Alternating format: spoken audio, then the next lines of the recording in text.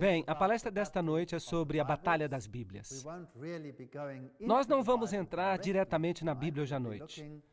Nós vamos falar sobre a história desta batalha e amanhã à noite nós vamos abrir a própria Bíblia. Então não se esqueça de trazer a sua Bíblia para a palestra de amanhã à noite. Essa batalha é sobre o quê? Você sabe que no passado a Bíblia foi uma questão muito importante e que houve uma batalha quanto à Bíblia e a Igreja da Idade Média baniu a Bíblia. E hoje todos parecem bastante satisfeitos que todos tenhamos a Bíblia. Portanto, será que foi a atitude que mudou ou outra coisa que mudou? Mateus 4,4 diz: Mas ele respondeu e disse, está escrito, nem só de pão viverá o homem, mas de toda palavra que procede da boca de Deus. Eu estou citando da Bíblia em inglês King James. De outra forma, eu teria um problema. Eu só seria capaz de ler metade do verso para vocês. Mas, não obstante, ele diz, está escrito, nem só de pão viverá o homem, mas de toda palavra que procede da boca de Deus. Obviamente, é importante que nós saibamos a palavra de Deus. Isaías 8:20 diz, a lei é o testemunho. Se não falarem de acordo com a palavra, é porque não há luz neles.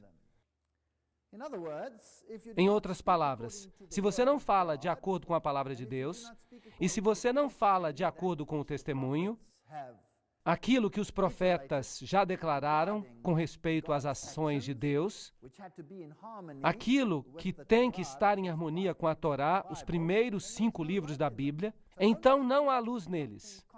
Portanto, nós não podemos vir com algo contrário à palavra de Deus. Apocalipse 22:18 diz, pois eu testifico a todo homem que ouve a profecia deste livro. Se alguém lhe acrescentar qualquer coisa, Deus lhe acrescentará as pragas que estão escritas neste livro. E se alguém tirar algo das palavras do livro desta profecia, Deus tirará sua parte do livro da vida, e da cidade santa, e das coisas que estão escritas neste livro. Este é um assunto muito sério. Não se metam com a palavra de Deus. Vocês concordam comigo que é isso que está dizendo? Esta é uma pesquisa muito séria e, obviamente, se o homem não vive apenas de pão, mas de toda palavra que procede da boca de Deus, se você acrescentar algo a ela, ou tirar algo dela, ou misturá-la, ou alterá-la, isso pode ser um problema. Bem, hoje nós temos muitas Bíblias. De fato, há centenas de traduções da Bíblia. Agora, qual é a melhor? As pessoas vão dizer que as Bíblias modernas são melhores. Sim, em muitos sentidos, com os estudos modernos do grego, muitos versos das Bíblias modernas têm traduções melhores do que as versões mais antigas, por causa de um conhecimento melhor da terminologia grega. Mas se a gramática melhorou, será que isso necessariamente significa que o contexto melhorou ou mudou?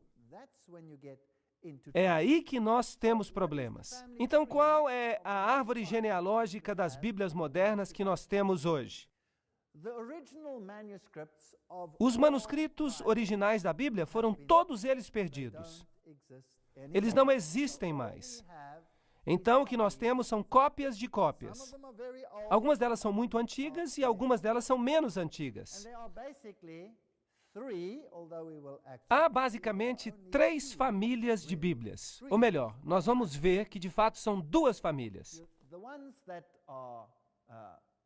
Aquelas que estão na base, as mais antigas, tiveram todos os seus manuscritos perdidos. Então, o que nós temos são cópias de manuscritos anteriores. Agora, no que diz respeito à Bíblia, que levou até a versão King James na língua inglesa, essas Bíblias vêm de uma família central. Trata-se de manuscritos perdidos do texto tradicional. Esses manuscritos vêm das versões siríacas e da gótica. Trata-se do Códice W e do Códice A.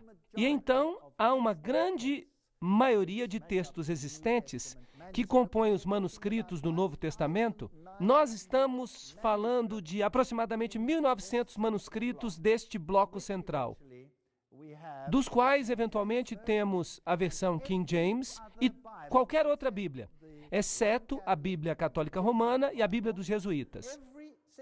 Toda a Bíblia do mundo que foi escrita antes de 1914. Toda a Bíblia, sim, veio dessa tradição. Então, há duas outras tradições. Uma que deu origem à versão Douay, que é basicamente a versão dos jesuítas, e os ancestrais da versão ocidental que se perderam. Aí você tem a velha versão latina, você tem a versão da Vulgata Latina, que o Papa declarou ser infalível. Você tem o Códice D, o Códice D2, o Códice E2 e a versão Douay de 1582, que foi escrita para conter a reforma. Essa é uma outra família. E os manuscritos que pertencem a essa mesma família têm o mesmo texto e eles concordam com as palavras que aparecem ali. Então, há a terceira família, que tem como ancestral a família alexandrina. O original também se perdeu, é claro, como veremos. E você tem alguns documentos interessantes e relativamente novos, mas normalmente são documentos velhos que foram encontrados recentemente. O Papiro 75, o Códice B, são dois deles. Então você tem o Papiro 66 e o mais famoso de todos, que é o Códice Aleph. E desta pequena família de 4 manuscritos, você tem a versão revisada em inglês, a versão padrão americana, a versão padrão revisada, a Bíblia em inglês contemporâneo e várias novas Bíblias que estão surgindo em diversas línguas ao redor do mundo, que são baseadas nesta família de manuscritos. Portanto, no bloco central, você tem milhares de manuscritos. Mas neste bloco aqui, o do Códice Aleph, que é o manuscrito mais velho, e as versões latinas e a Vulgata são também baseadas em documentos relativamente antigos. Agora, todos eles vêm de documentos antigos, o mais velho dos quais nós temos, então, nesta terceira família aqui. Será que antigo significa necessariamente bom? Hoje nós pensamos que o antigo é bom. Agora, antigo não necessariamente significa bom. E esse é um ponto muito importante para a gente lembrar. Se nós olharmos essa família central aqui, com milhares de cópias nas línguas do mundo, então este é um ponto muito interessante. Se eu tenho uma franquia, vamos dizer que eu desenvolvi uma nova marca de galinha que eu quero vender para todo mundo. Eu tenho uma receita maravilhosa. E agora eu vou fazer uma franquia com esta receita e eu vou vendê-la para todos os países do mundo. E eles vão seguir esta receita à letra. E eles vão vender galinha roxa com abóbora, ou o que quer que seja a minha franquia. Agora, todo mundo vai receber a receita original e diligentemente traduz essa receita, porque a Alemanha precisa dela na Alemanha, os portugueses precisam dela em Portugal, os espanhóis precisam dela na Espanha, etc, etc. Então, cada um diligentemente copia e agora há literalmente milhares de cópias em várias línguas daquela receita original que foi escrita e enviada. Com o passar dos anos, a receita original é copiada tantas vezes que ela eventualmente se rasga, mas todos fizeram as suas cópias. É isso que você tem. E então um dia alguém diz para si mesmo, sabe, essa é uma receita muito boa. Eu acho que eu vou mudá-la um pouquinho e eu vou roubar essa franquia para mim mesmo. Então ele altera a receita e diz, oi pessoal, eu tenho a receita original. Aí está então. Ele queima um pedacinho e faz com que ela se pareça velha. Não que isso tenha acontecido aqui, mas de qualquer forma, ele tem a receita original, entre aspas. E ele começa a franquia com a nova receita. Agora todo mundo diz, uau, qual agora é a receita original? Esta aqui ou aquela? Isso é muito problemático. Agora nós temos duas. Qual é a correta? Bem, o que você faria? Você diz, A original foi copiada e traduzida em tantas línguas diferentes. Vamos pegar a receita alemã e a receita espanhola e a receita armênia e a sérvia e vamos checar. E então todo mundo concorda que devemos fazer isso. Qual então é a receita original? Aquela que tem uma nuvem de testemunhas apoiando-a. Sim ou não? Ok. E isso você só se encontra na família central. Há uma nuvem de testemunhas na família central. Eu quero dizer que há cerca de 1.900 documentos em que todos concordam. Agora, os originais foram copiados tantas vezes que acabaram desaparecendo. Mas vejam que isso é interessante. Nesta outra família aqui, há muitos versos que desapareceram. Simplesmente desapareceram. Então, nesta família aqui, há muitos versos que simplesmente desapareceram. Mas eles estão nesta família central aqui. Agora, nós não temos mais os manuscritos originais. Então, os seguidores desta família dizem, ahá, esses não são originais. E esses de cá são os documentos mais velhos. E esta família aqui diz, eles não são os originais. Mas se você tivesse cartas muito antigas dos pais da igreja, que obviamente não foram copiadas tantas vezes quanto a Bíblia foi, como um documento, então você tem cartas muito antigas dos mais velhos pais da igreja que escreviam cartas uns para os outros. Agora, se eu escrevo uma carta para minha esposa, por exemplo, eu estou num país, ela está em outro, eu escrevo para ela uma carta muito boa. E então eu estou dando alguns conselhos para ela e eu dou alguns versos bíblicos. Todo mundo faz isso, não faz? Bem, nós temos essas cartas antigas. E nós temos essas cartas citando versos que não aparecem nesta família aqui. Mas as cartas são mais velhas do que esses manuscritos. Então, qual seria o correto? O que você sugeriria? Obviamente que aqueles que estão nessa linha aqui, a central, porque eles estão citando versos que não mais existem naquelas. De fato, é assim mesmo. Será que nós temos essas três famílias? Bem,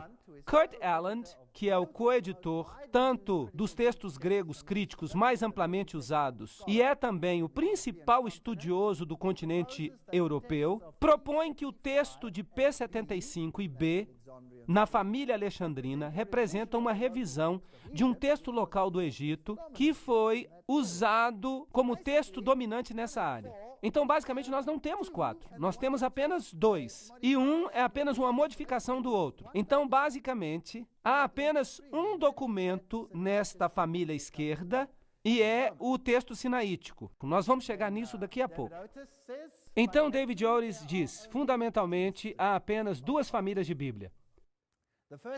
A primeira família pertence ao texto recebido do hebraico e do grego, manuscritos preciosos que foram preservados em lugares como a igreja de Pela, na Palestina, de onde os cristãos fugiram quando, no ano 70 depois de Cristo, os romanos destruíram Jerusalém. Portanto, os manuscritos originais não estavam em Roma. Eles vieram da área cristã. Eles vieram de Jerusalém, eles vieram da Síria, onde os apóstolos pregavam. É desses lugares que os manuscritos originais vieram. E esse era o lugar lógico para eles estarem, porque esse é o lugar onde os apóstolos estavam, certo? Da igreja síria de Antioquia, que produziu estudos muito importantes, da igreja itálica no norte da Itália, e também, por falar nisso, dos cristãos no norte da Itália, previamente, que receberam suas escrituras pela rota do Oriente Médio e não de Roma. E houve um grande problema entre os ostrogodos e os romanos, porque eles tinham escrituras diferentes. Isso é muito interessante. Então, o norte da Itália tinha a mesma versão das regiões do Oriente Médio. Também, ao mesmo tempo, da igreja na Gália, no sul da França, e da igreja céltica, na Grã-Bretanha, antes dos valdenses, das igrejas da Reforma, todos esses tinham o mesmo tipo básico de manuscrito. Estes manuscritos estão de acordo um com o outro. São, de longe, a grande maioria das cópias do texto original. Por isso, são chamados de texto recebido, ou textus receptus. Essa maioria é tão esmagadora que até os inimigos do texto recebido admitem que 19 de cada 20 manuscritos gregos pertencem a esta classe. Quase todos os manuscritos pertencem a esta classe. E então, há uma segunda família, que é bem menor, e que é baseada nos manuscritos antigos. Não vamos duvidar disso. Eles representam a família grega, a família vaticana, ou Códice B, este aqui, que estava na Biblioteca de Roma e foi usado para combater a Reforma, porque ele diz coisas muito diferentes daquelas que os reformadores usavam. Então, na época da Reforma, o Códice B se tornou muito importante. E então nós temos o texto sinaítico, ou Códice Aleph, que foi encontrado na região do Egito. Eu vou mostrar para vocês o lugar mais tarde. E ele vem do texto alexandrino. E nós temos este aqui. Ele foi encontrado numa data muito interessante. Foi encontrado em 1844. Então, este é o mais jovem de todos os manuscritos antigos. E é um documento muito, muito velho. Então, quando se diz na sua Bíblia que esta tradução é baseada nos manuscritos antigos, a ideia que é implantada é de que velho significa bom. Estão conseguindo me seguir? Mas velho não necessariamente significa bom. Significa só velho. Isso é tudo o que significa. Em latim, há a Vulgata, a Bíblia Latina de Jerônimo, de 383 depois de Cristo. Isso é bem antigo. Mas há alguns problemas com aquela Bíblia, e nós veremos isso. Em inglês, há a Bíblia dos Jesuítas de 1582, que foi escrita na língua vulgar, para combater a Bíblia da Reforma. O texto da Vulgata aparece também com algumas alterações na Bíblia de Douay, ou na Bíblia Católica, que é a chamada Good News Bible. E muitas outras Bíblias modernas são baseadas nela hoje em dia. Bem, aqui está a controvérsia. E cada declaração que eu faço é uma citação, para que ninguém diga que eu estou fazendo fofoca. Eu não digo nada, só leio. A presente controvérsia entre a Bíblia King James em inglês e as versões modernas é o mesmo velho debate travado entre seitas rivais da igreja primitiva. Então a igreja primitiva teve essa batalha, porque esses manuscritos antigos são diferentes. E a igreja moderna tem essa batalha. Então ambas têm essa batalha. Era uma batalha no início, era uma batalha no meio com a reforma, uma guerra literal. E agora nós temos uma outra batalha que está acontecendo em nossa época. Essa será a última batalha, eu penso. Essa é a minha opinião. Então, a batalha foi travada entre os valdenses e os papistas, do 4º até o 13º século. E mais tarde ainda, entre os reformadores e os jesuítas no século XVI. E hoje, a batalha vai ser travada entre quem quer que represente as Bíblias, que essas pessoas também defendiam, e quem quer que represente o outro lado. Nós precisamos compreender que muitas das novas traduções são tomadas dos manuscritos antigos. As pessoas acham que elas são mais confiáveis. Não, elas só são velhas. Em realidade, eles estão dizendo, prestem atenção, que o manuscrito que foi encontrado numa cesta de lixo numa caverna no Monte Sinai e manuscritos questionáveis de Alexandria, onde se praticava o ocultismo, são mais confiáveis do que o texto recebido. É isso que estão dizendo. Então, esses manuscritos questionáveis seriam mais confiáveis? De fato, aquele encontrado no Monte Sinai foi jogado fora porque tinham copiado sobre ele, tinham feito o manuscrito de rascunho. Parece que em alguns lugares ele foi reescrito até 70 vezes. De fato, ele foi esfregado e reescrito tantas vezes que eles o jogaram fora. E esse é o manuscrito em que tudo se baseia hoje em dia. De onde vêm os manuscritos? Bem, havia um homem chamado Orígenes. Ele era um velho iniciado. Você vai descobrir isso nos escritos maçônicos. Ele estava dentro da maçonaria. E isso é interessante. Se eu encontro elogios a alguém nos escritos maçônicos, as minhas orelhas se levantam. Ele era um crítico textual e ele corrigiu inúmeras partes dos manuscritos sagrados. Agora, estamos falando de tempos antigos.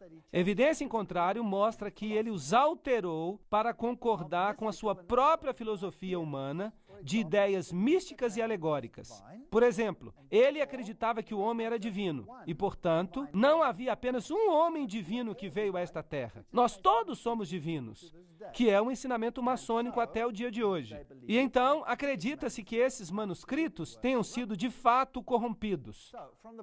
Então, do nascimento de Cristo até cerca do ano 400 depois de Cristo, alguns evangelhos gnósticos foram escritos. Paulo faz menção a isso em 2 Coríntios 2,17. Pois não somos como aqueles que corrompem a palavra de Deus. Eles já estavam corrompendo a palavra de Deus? Sim ou não?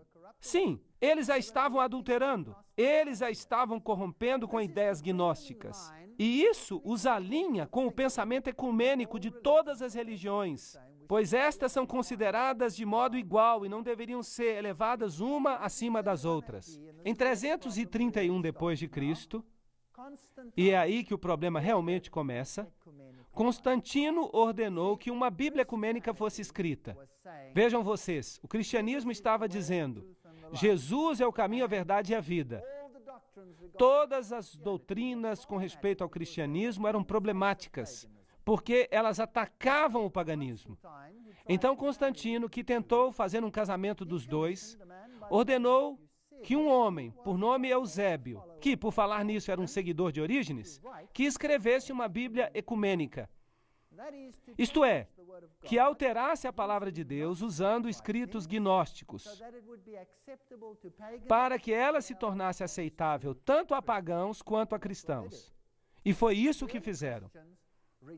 Mas os primeiros cristãos rejeitaram esses manuscritos e disseram que eles não são de Deus. E então esses manuscritos foram parar em bibliotecas secretas e ficaram ali para serem posteriormente escavados como manuscritos antigos.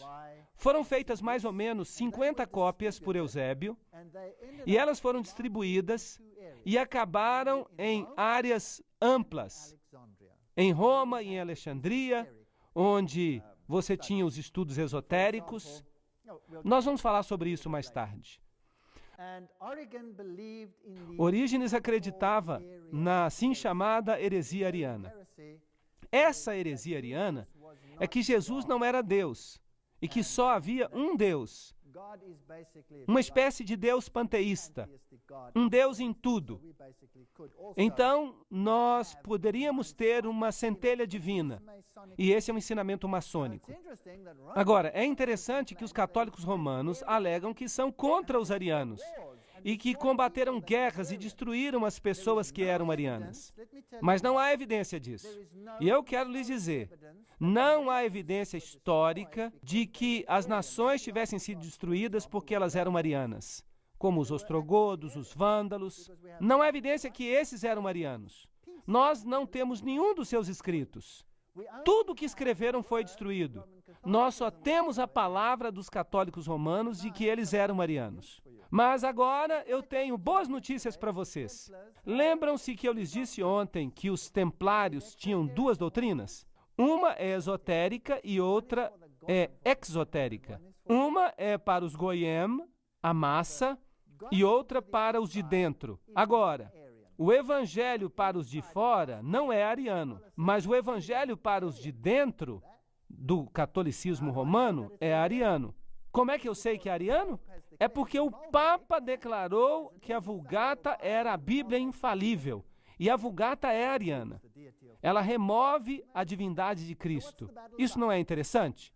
Mas que batalha era essa? A batalha contra Jesus Cristo. É isso que ela era. Desde a pré-história. A batalha contra o Filho de Deus. E quem é que nós vamos defender? Jesus ou outra pessoa? Então essa é uma batalha interessante. Eu a acho uma batalha fascinante.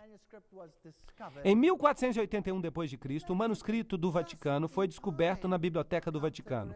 Isso não é interessante? Bem a tempo de competir com a Reforma, porque a Reforma estava usando o texto recebido. Eles não usavam nenhum outro texto. Então vocês precisam acreditar que até 1481, Deus manteve a verdade da Bíblia escondida por gerações até 1481? Será que a verdade se baseava em manuscritos errados? E felizmente o Vaticano descobriu o manuscrito certo em 1481 para combater a reforma. E esse manuscrito repetidamente coloca de lado a divindade de Cristo e é ariano? Então, essa é a doutrina para os de dentro, a doutrina templária.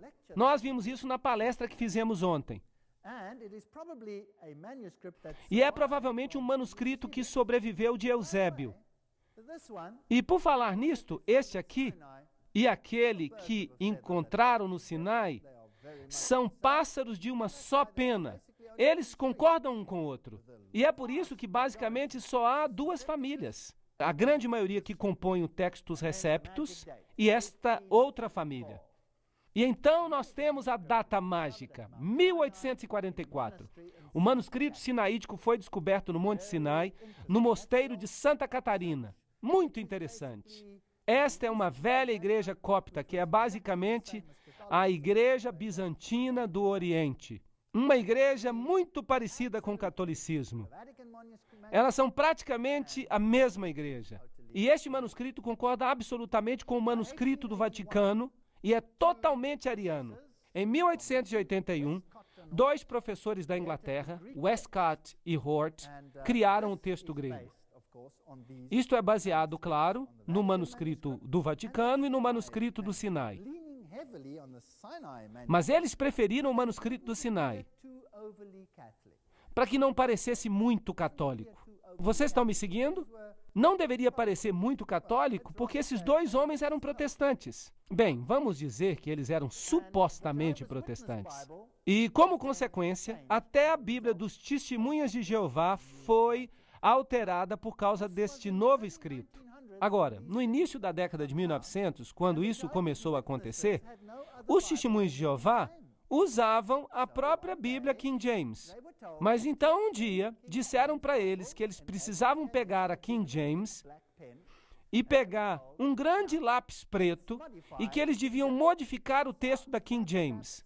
Riscar isso, riscar aquilo outro. E eles começaram a riscar. Eles ainda não tinham sua própria Bíblia. Ela não existiu até o início de 1900. Então, os Testemunhos de Jeová foram os primeiros a riscar grandes partes da Bíblia. Eu vou mostrar isso para vocês amanhã. E deve ser enfatizado que a discussão não é entre um texto antigo e um texto recente, mas entre duas formas antigas do texto. Vocês estão entendendo? Esse é o argumento. Tyndale, ele, é claro, usava o texto recebido, e isso realmente irrita o Vaticano, porque o outro não tinha sido descoberto ainda. E ele usava o texto recebido em sua Bíblia, e ele disse para o Papa: se Deus poupar a minha vida, daqui a alguns anos, eu farei com que qualquer homem que esteja por trás de um arado conheça mais as Escrituras do que você conhece. Essa é uma declaração e tanto.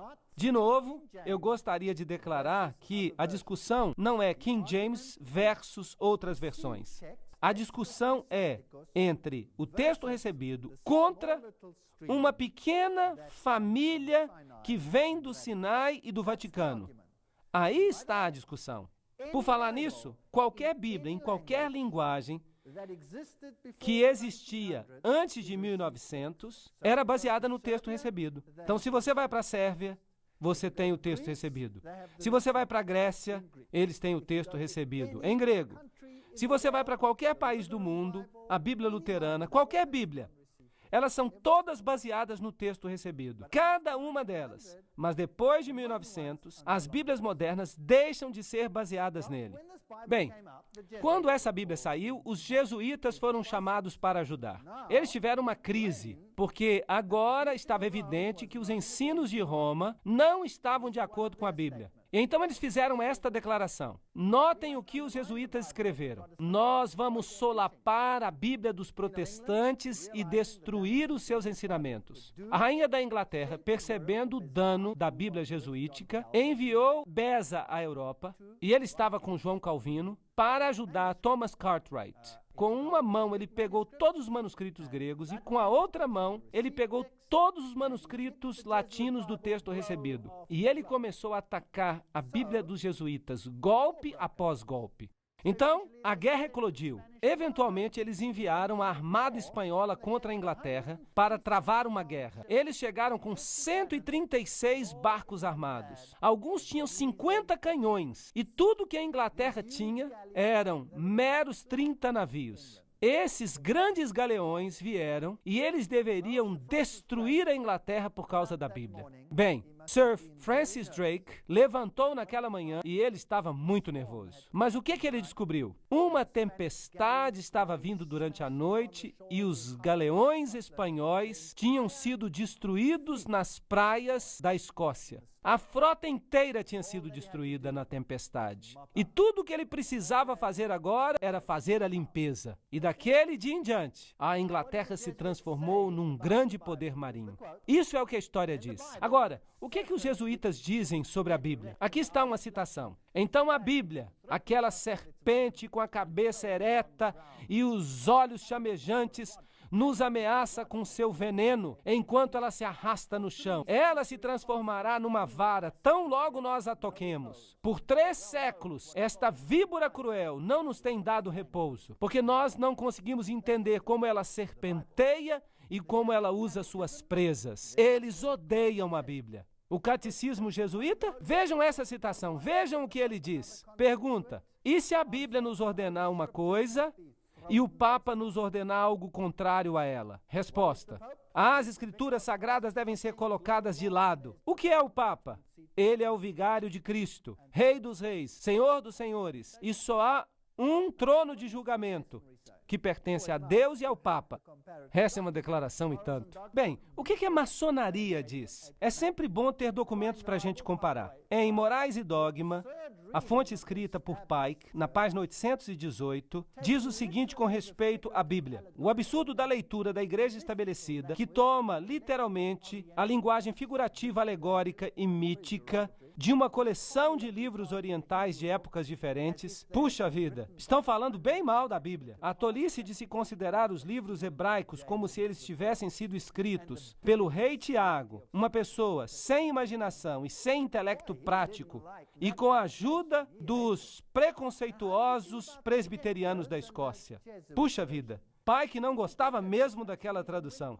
Ele a odiava. Mas o que ele dizia sobre a versão dos Templários, a Bíblia jesuíta? A melhor forma de dividir e ganhar partidários é que os Templários se simpatizem com todos aqueles que tiveram as suas doutrinas rejeitadas. Eles se simpatizavam com o paganismo. E que encoraje as esperanças dos novos cultos, prometendo a todos liberdade de consciência e uma nova ortodoxia que será a síntese de todos os credos perseguidos. Vejam vocês, a maçonaria detesta o texto recebido. Ela mantém na sua loja a Bíblia apenas como símbolo. Isso é muito inteligente. É mesmo diabólico, não é? Mas não desanimem. Voltando ao tempo da igreja primitiva, nós encontramos as versões cópticas, as versões latinas, as versões sírias, e elas circularam muito antes do Códice Vaticano aparecer. Então, apareceram 2 professores de Cambridge que nem sequer acreditavam na inspiração verbal das Escrituras,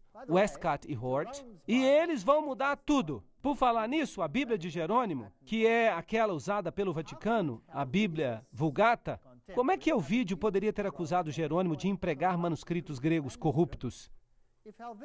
Se Elvídio não tivesse manuscritos gregos perfeitos. Então, enquanto Jerônimo estava escrevendo a Bíblia Latina, outros eruditos já estavam dizendo: ei, você está usando manuscritos corruptos para escrevê-la. Então, essa batalha é uma batalha antiga. Então, essas versões revisadas se baseiam em manuscritos do Egito, que eram definitivamente corruptos. É isso que a maioria dos críticos dizem. Um dos maiores críticos de todos os tempos é Dean Burgon. E quando este grande homem morreu, então a corrupção tomou conta. Ele era um bastião. Burgon escreve que tão logo a obra dos evangelistas e apóstolos reconheceu a necessidade de complementar as antigas escrituras de Deus, eles fizeram o Novo Testamento. E então ele diz que o Novo Testamento foi tão bem recebido quanto o próprio Jesus Cristo. Eles crucificaram a Jesus Cristo. Por que então eles não crucificariam a sua palavra também? Isso é basicamente o que ele diz. Malícia incansável e constantes ataques à palavra de Deus, desde o começo. E o que ele fala sobre esses manuscritos que foram encontrados? Ele diz, nós opomos fatos à sua especulação. Eles exaltam o códice B e o códice Aleph e o códice D8, porque em sua opinião essas cópias são as melhores. Eles tecem teias engenhosas e inventam teorias sutis, porque seu paradoxo de poucos contra muitos requer engenhosidade e sutileza para apoiá-lo. Ele era um ótimo escritor. Ele destruiu essas pessoas. Nós não temos que ler tudo. Você pode parar o vídeo e dar uma olhada no resto dos textos para você dar uma boa olhada no que Burgon tem a dizer. Eu estou desinclinado a crer, continua Dean Burgon, porque me parece tão grosseiramente improvável que ao final de 1800 anos, 995 cópias de cada 1000, suponhamos, seja pouco confiável e que 1, 2, 3, 4 ou 5 que permanecem, cujos conteúdos eram praticamente desconhecidos até ontem, possam conter o segredo do que o Espírito Santo originalmente inspirou. Ele continua dizendo, o que pensar nesse meio tempo dos guias cegos? Aqueles que foram iludidos, que querem nos convencer a voltar àqueles mesmos códices que a igreja primitiva já consertou. Voltar àqueles manuscritos antigos. E ele pega Tischendorf, o homem que originalmente descobriu os manuscritos, e ele o analisa, e ele analisa Tregelles, e ele analisa Westcott, e ele analisa Hort, e ele mostra que ele discorda completamente de suas conclusões. E então vejam esta declaração interessante. Quem, a não ser alguém com simpatia pela Igreja Católica, poderia entreter a noção que Deus preservou o verdadeiro texto do Novo Testamento em segredo por quase 1000 anos e então finalmente o entregou ao pontífice romano para guardá-lo? É isso que literalmente significa. O Dr. Hosker cita o Dr. Salmon, que diz, naturalmente Hort considerava esses manuscritos como mais dignos de confiança, e são esses que apresentam as leituras reconhecidas por Orígenes. Percebem? É isso que eles fizeram. Hort, o professor da Inglaterra, era um seguidor de Orígenes, e nós teremos que provar isso. Nós não podemos simplesmente fazer uma declaração desse calibre. Você sempre será o meu amigo, mas eu não mais posso ignorar as críticas. Isso é o Dr. Frank Longsdon,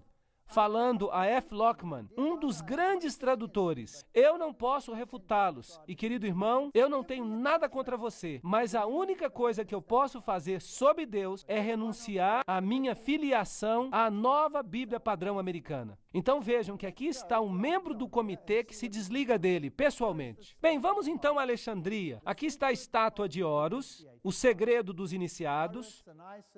Horus e Ísis e Dionísio. Esses segredos foram mantidos vivos em Alexandria e na Biblioteca de Alexandria. E a Biblioteca de Alexandria era famosa pelos seus documentos do ocultismo. Então, claro, os cristãos primitivos, que se baseavam na Bíblia, se livraram desse terrível lugar de informação. Eles queimaram a velha Biblioteca de Alexandria até o chão. E isso foi uma catástrofe para o mundo antigo. Bem, felizmente, a Unesco, que é uma constituição que foi escrita por um membro da Caveira e Ossos, decidiu restaurá-la e reconstruiu-a exatamente no mesmo lugar. Ali está ela hoje. E as lâmpadas que eles puseram, eles têm coisas bem interessantes nelas. Anjinhos carregando cornucópias que nós discutimos ontem. Se você vai e olha a biblioteca, ela é enorme e tem todas as inscrições pagãs da biblioteca original nela. ela foi feita de acordo com o modelo. Todos os petroglíficos pagãos e todos os símbolos antigos de adoração do sol estão nelas. E este é Demétrio, o fundador da Biblioteca de Alexandria. Nela, eles ainda têm alguns dos manuscritos antigos que conseguiram escapar. Aqui você tem um papiro com os signos do zodíaco, algo que a Bíblia proíbe. Aqui você tem um pedaço do livro dos mortos, que é o livro egípcio dos mortos, que é uma contrafação do que a Bíblia ensina. Ele exalta o Deus dos mortos e a Bíblia exalta o Deus dos vivos. Então você tem esses petroglifos aqui, que são muito nojentos, então nós vamos passar isso rápido. E eles têm as deidades em seus hexágonos e Sócrates, um místico antigo. Sócrates, é claro, morreu bebendo cicuta. Ele era um iniciado e ele passou alguns dos seus segredos de acordo com o juramento que você faz. Se você revelar, você pode beber uma taça de veneno, ou se você preferir, você pode ter a sua garganta cortada de orelha a orelha, ou a língua arrancada da sua boca. Os mortos são exaltados. Esta biblioteca é absolutamente enorme. Não dá nem para imaginar o tamanho. Eu só fiz um pequeno vídeo dela. Vamos dar uma olhada em como ela é, só para dar uma ideia do tamanho. É absolutamente enorme. E tem todos os símbolos pagãos interessantes ali. Uma réplica total do que deve ter existido lá e fotografias para provar que eu realmente estive ali, em caso que alguém pense que eu não estive. Aqui estão umas fotos tiradas lá de cima, na biblioteca. Ela foi aberta em Mubarak em 2002. Ela é absolutamente nova. Eu tive que ir lá para ver. Aqui está uma estátua de Prometeu, levando fogo. De acordo com os escritos ocultos, esse é Lúcifer, o portador de luz. Agora, vamos dar uma olhada em alguns dos manuscritos que Roma diz que são essenciais para a compreensão do maior evangelho.